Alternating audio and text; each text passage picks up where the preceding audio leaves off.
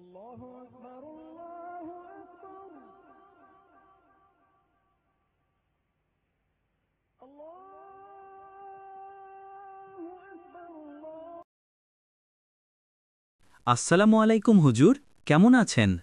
ওয়ালাইকুম সালাম। ভালো আছি সুরুজ মিয়া। এত সকালে কোথায় যাও? কাজে যাচ্ছি হুজুর। 2 দিন ধরে পরিবার না খেয়ে আছে। নামাজ না পড়ে কাজে যাওয়া ঠিক না। আর ফজরের নামাজ দিনের শুরুর নামাজ। এই নামাজ দিয়ে দিন শুরু হয়। তুমি ফজরের নামাজ আদায় করেই তো কাজে যাইতে পারতে। প্রত্যেকটি নামাজের গুরুত্ব অপরিসীম, আর ফজরের নামাজের গুরুত্ব আরও বেশি। তাহলে চলো আমরা কোরআন হাদিসের আলোকে নামাজের গুরুত্বগুলো শুনে নেই। নামাজ ইসলাম ধর্মের দ্বিতীয় স্তম্ভ, আর ফজরের নামাজ হচ্ছে দিনের প্রথম আলো, যেখান থেকে শুরু হয় বরকতময় সকাল।